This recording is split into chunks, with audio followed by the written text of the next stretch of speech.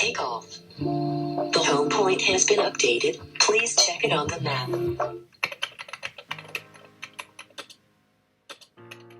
So a woman reached out to me and she said she had started to take belly dance classes and she didn't have anything to wear and she felt uncomfortable and all these things. And she came across the site and she was so excited and she hoped that maybe one day she could buy something to wear to her class.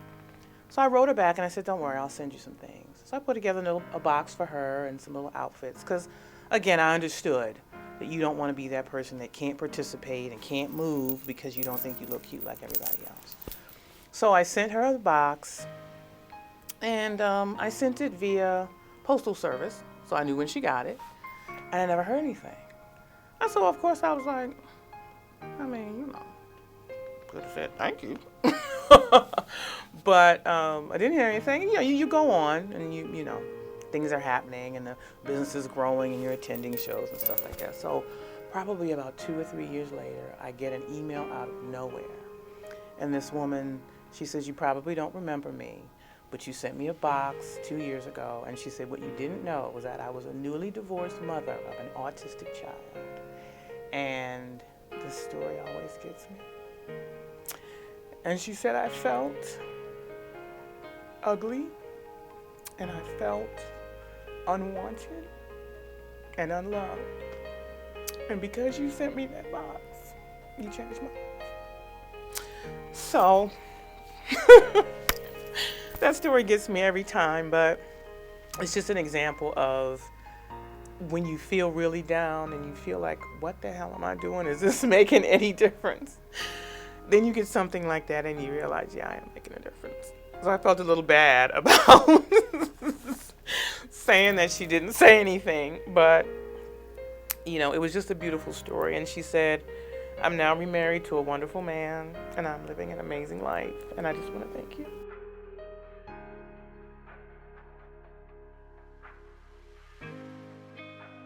The idea for ShimmySista came about as a result of me trying to find another element to add to my fitness routine. I wanted to do something different. I had tried jazzercise, I had tried a number of different things, but I wanted to do something different. So a friend of mine asked me to come to a belly dance class with her. Initially, I thought she was insane because that's not something in my mind that plus size women did. Belly dance, are you kidding me? I didn't want people laughing at me. I initially said, no way, I'm not doing it. But she kept trying to convince me, and she invited me to her showcase. They were having a showcase. So she invited me, and it changed my life. I looked up on the stage, and I saw women of all shapes and sizes just really appreciating their bodies and having a wonderful time. And so I said, okay, maybe I will take the class. So I did, and I fell in love with it. But then eventually it came time for us to rehab our recital, and I could not find anything to wear. I was so afraid that I was going to get laughed at. Everybody else had these cute outfits, but I had nothing. So I heard about an event that was taking place for belly dancers, and I decided to go. It was a conference. So I said, surely I'll find something there to wear. Of course I didn't. Nothing. And I saw all these women walking around who were plus size as well, who had also discovered belly dance, and they didn't have any bags in their hands. So I thought, wow, this is something here. These women have discovered it. And if you know anything about women, you know that if a woman doesn't feel comfortable about what she looks like, she's not going to go to the party, she's not going to participate in the event, she's going to stay home. So I said, all these women have discovered belly dance and none of them have a bag in their hand. So I thought, this is a good business for me to start because they too have found it and appreciated it, and I wanted them to be able to feel comfortable and explore the dance form without feeling uncomfortable. It started in about 2006, I think, when I took that first class. And it was wonderful. It was exciting, and it made you feel sexy and pretty, and you found your body moving in ways you never thought you could move, and you saw things happening. So it was cool. It was very cool. The very first thing that I did was I decided to go back to the same conference that I had initially attended and didn't find anything to wear. So I was lucky enough to find a small business, woman-owned business, who also made belly dance clothing out of New York. And I talked to her, and she said, sure, I'll make you some things in plus sizes, and we can see where it goes. So she made me a whole collection of stuff. I spent all this money. I signed up to participate in the event. I set my stuff up and I sat and nobody came by. And by the end of the day, I was almost in tears. I was like, oh my God, I've made a huge mistake. Nobody wants what I have. Everybody's walking by. And I'm thinking, okay, she's plus size. She's curvy. Why aren't they stopping at my booth? What the heck is going on? So finally, out of desperation, I just stopped some lady. I was like, hey, I'm over here. Did you want to take a look at my stuff? And she looked at me, and she looked at the clothes. Then she looked back at me. She looked back at the clothes. She was like, oh. I said, well, I saw you walk by, and you didn't stop. And I was just wondering what was going about and why you didn't stop. And she said, well, I'll tell you. I've been coming to this conference for a number of years, and there has never been anything for me. So I wasn't even looking. I go straight to the soaps. I go straight to the jewelry. I'm never able to buy any clothes. After that, it was off to the races. And she bought stuff, she told friends, and it was on after that. The biggest challenge for becoming an entrepreneur is getting over the fear of failure. Thinking that nobody's going to like what you're doing. They're not going to like what you are offering them. Somebody's going to have something better or more interesting or more fun, and so why should I even bother? And then you have to come to the realization that no one's going to do it like you do it. Right? So if you like it and you need it and you want it, the likelihood is that someone else out there likes it, needs it, and wants it as well. So sometimes you have to just plunge forward and do it and test the waters. That was my way of doing it by attending that first show. I tested the waters. The waters were a little bit icy as far as the reception, but once I kind of got into it, I became the go-to. So for several years after that, I started an online business. And for several years after that, I attended that same conference, and people would specifically come to the conference looking for me. So the word spread, and before I knew it, I was sending boxes to Australia and Canada and Hawaii and the Caribbean, and I became known as the go-to for plus-size clothing in the belly dance community. One of the things I like to do for my vacation is to go on cruises. And over the years, I've done probably about 19 cruises. And it's always fun, it's always relaxing. But of course, as an entrepreneur, your mind is always rolling and thinking. So you'd go to the little shop on the ship, and they'd always have the ugly big girl clothes. A shirt with a big anchor on it. You know, nothing sexy, nothing fabulous. Then you get off on one of the islands, same thing. So you're lucky if you can come away with a Jammin' in Jamaica shirt or something that says Irie on it or something. But you're not going to find those cute little breezy outfits that all the other people are coming away with. So one of my dreams is to open up a boutique on one of the islands and sell cruise wear for plus sizes. Because every woman wants to come back from a fabulous vacation saying, oh, look at what I bought, and I got this on my vacation, that kind of thing. So I want to be able to leave a legacy. I knew what it's like to grow up feeling excluded, feeling like you didn't belong, feeling that you weren't going to get picked. You know, one of the worst things in the world is for you to get picked after the girl with the wraparound braces when it's time to play soccer. So, you know, although we've come a long way in the plus size community and body acceptance and no shaming and all that, we still have a long way to go. So I think that what I want to leave is a legacy, because I want women to feel good about themselves, to experience life to the fullest, and not care whether or not they have a few extra pounds, whether or not they have a few extra chins, whatever. It's just living your life and not saying, well, when I lose 10 pounds, then I will. When I get thinner, then I will. Do it now, because tomorrow is not promised. So one of the things I want to leave behind is a legacy of women learning to really love themselves and appreciate themselves, and knowing that they have something to offer the world that nobody else but them can offer. It's hard to answer the question of what I want beyond the boutique, because so much of who I am is tied up in the boutique. So it's hard to say, I'm just going to leave this behind and do something else and do something bigger. I just really want to provide to people what they need, not just externally, but internally as well. Because it's one thing to have a cute outfit on and feel like you look good, but if you're empty on the inside, I have a poster that hangs in my store, and it's the philosophy that I live by, and it's what I try to help women understand. And the quote is, and then one day I loved myself, and everything changed. I was free. So once you really get to that place where you love yourself and you accept yourself and you could care less what anybody else thinks, that's the place that you really want to be. So it's hard to say, what do I want beyond this? Because it may be the store today, it may be the resort where tomorrow it may, but underneath all of that is always the same message for me and always the same goal and desire. Because, as I said, I've been through knowing what it's like to be not accepted or appreciated or valued for what I bring. And so even until I draw my last breath, if I'm helping somebody and making somebody feel whole and loved and appreciated, then I feel good. I feel like I've done my job. My brand is about acceptance. My brand, I want a person to feel like they can conquer the world. I want a person to feel free. And I feel like my logo speaks to that. My logo is representative of a woman's body, but she's in motion, she's in movement.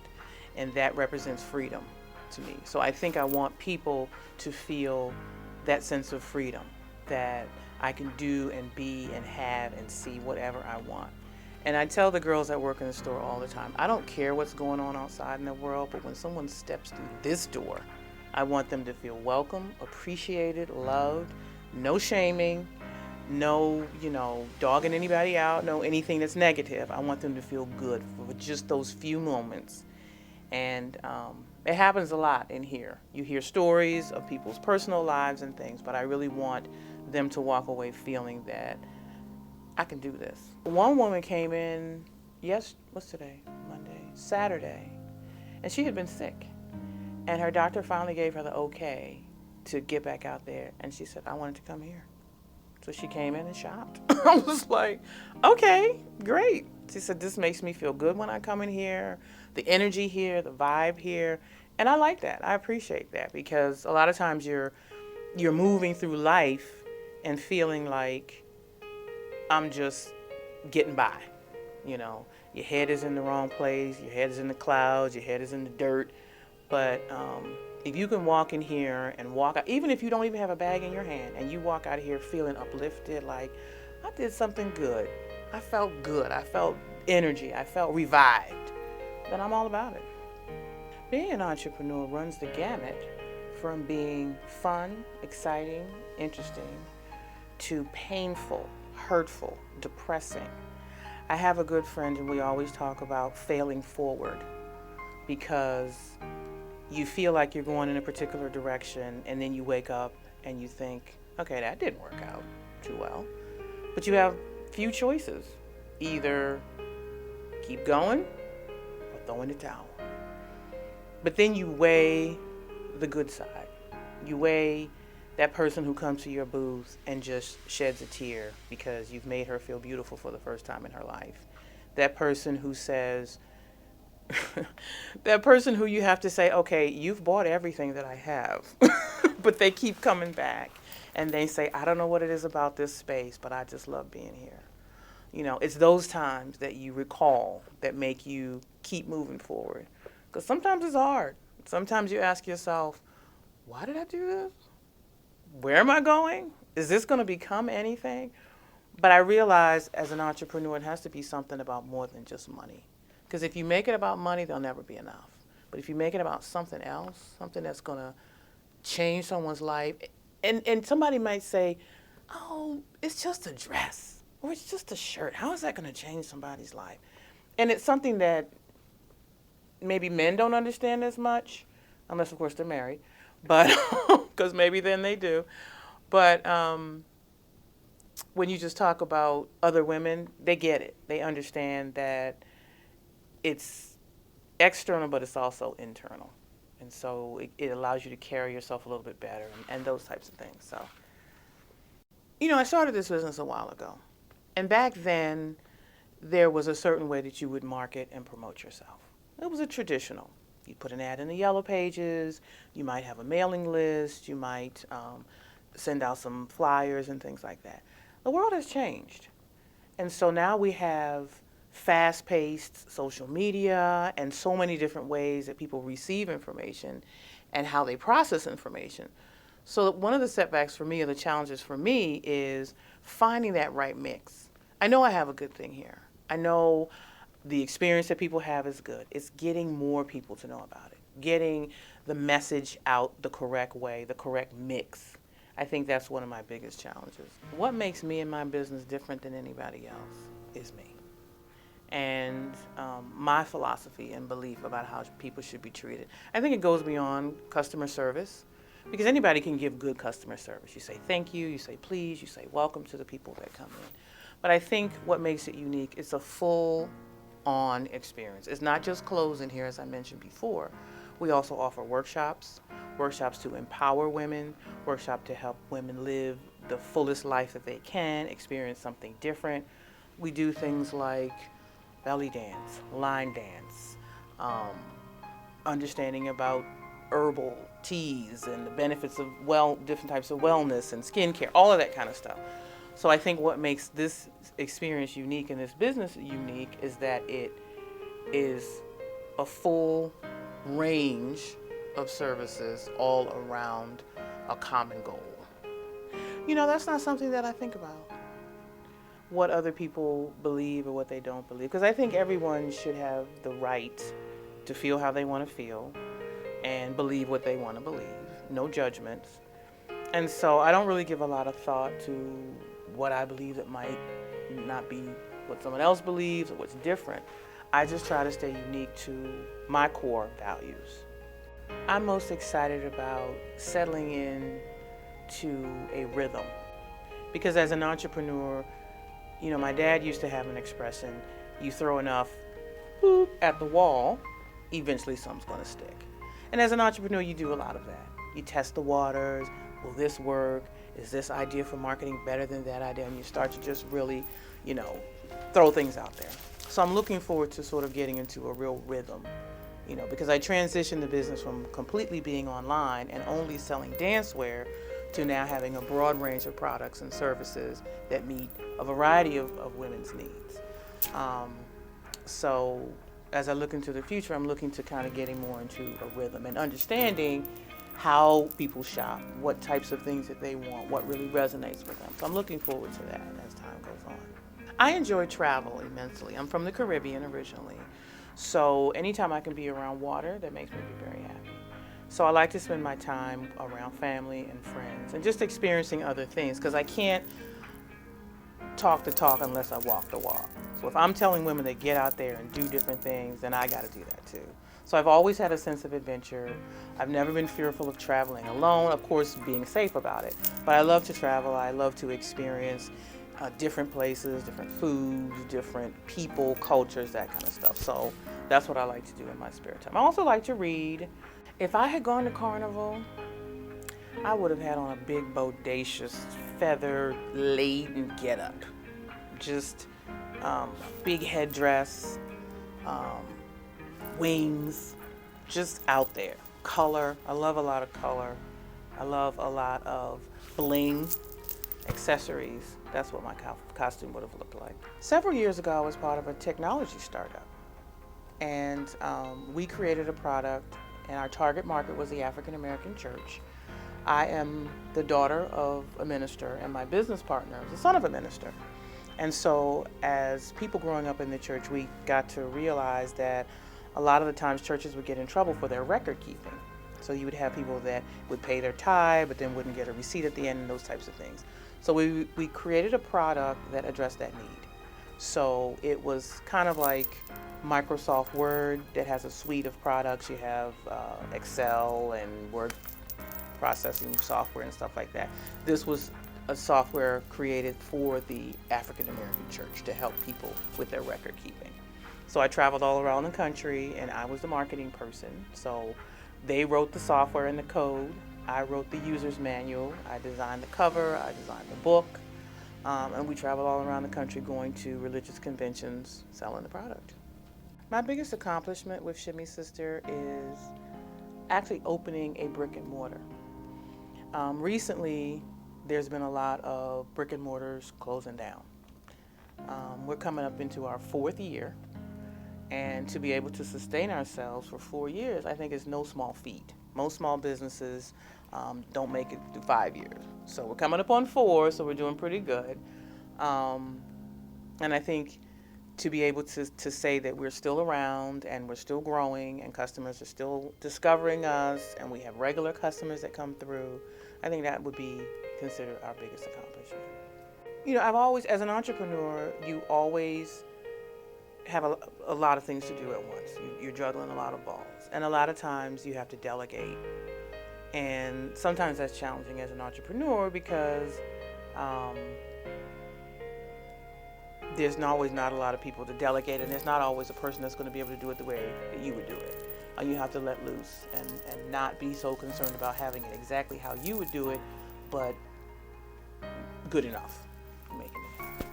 So what might be standing in the way of my fulfilling my dreams is just the capacity to be able to do everything. And I think you have to be careful about spreading yourself too thin. And so once I'm able to get the boutique to a place where it's sort of got a nice machine going on and sort of a nice, flow, then I can divert my attention to something else, another project. I started off belly dancing. That was my hobby. It allowed me to blow off some steam, discover things that I hadn't discovered about myself and my physical abilities and that kind of thing. So absolutely, you draw from that, that if you allow yourself to experience something different and go into a different direction and stretch yourself, you might really accomplish something that you never thought you could. So my hobby is belly dance, movement, travel, experiencing different things, and I bring that directly to the business. So I try to bring things to my customers to allow them to experience something new and different in a safe environment. One of the things I started to do after I belly danced for a while and took a number of different classes is I started to teach myself. And I used to do, or I still do, goddess parties. Because I know some people are curious about belly dance, but they might not want to sign up for a 6-week class or an 8-week class, that kind of thing. So I would do goddess parties to allow women to experience it. And inevitably, I'd be standing in front of the room of women just before we get started, and everybody sort of preparing themselves and getting into it. And I always wanted to identify who my problem child was going to be, who my Michael Jackson was going to be, who my shy girl was going to be, so that I could address their specific needs. So 99.9% of the time, I'd be standing there sort of assessing the room, and there'd always be that one person who's saying, oh, my stomach, I had a baby, I have a pooch, this, that, the third thing. Meanwhile, I'm looking at that person saying, if I had a body like that, they would have to lock me up. But she's saying about herself, I don't want to, and I this, and I look terrible, and this and that and the third thing. So what that made me realize, and I hope I get this across to women, is that everybody else is so worried about what they look like, they're not looking at you. They're not looking at whatever you think your flaw is to laugh at you, or you think they're going to judge you. They're so busy worrying about what somebody's going to think about their butt, their thigh, their hip, whatever. So what that says to me is, get out there and live your life. Do whatever. Because maybe somebody is going to look, and I say if they're going to look, give them something to look at. The 10-year-old version of myself would be shocked at where I am today and what I'm doing. Because despite what people think now about me, I wanted to be part of the wallpaper when I was 10 years old. I was the shyest thing going. Right. Everybody does not want to believe that. One person even said to me, I think you might be shy when you're sleeping. But when I was 10, I didn't want anybody looking at me. I was just so introverted. I didn't want to experience anything. I didn't want anybody noticing me. It was all of that kind of stuff. And so I think the 10-year-old me would be very proud to say, man, girl, you did that thing. You go ahead. When I was growing up, I always wanted an easy bake oven. Every little girl had an easy bake oven. But my father was a professor, and so Christmas for us always meant something educational. A book, an erector set, some kind of, tool or something. And while I understood what my father was trying to do, I just really wanted an easy bake oven. So not that many years ago, my father passed away, and my brother and I were having a conversation, just reminiscing about times when we were younger. And we reflected on Christmas. And I said to him, man, I know what Dad was trying to do, but all I ever wanted was an easy bake oven. He was like, really? I said, yes. Every girl has an easy bake oven, and I wanted one, and I never got one. That hurt my feelings.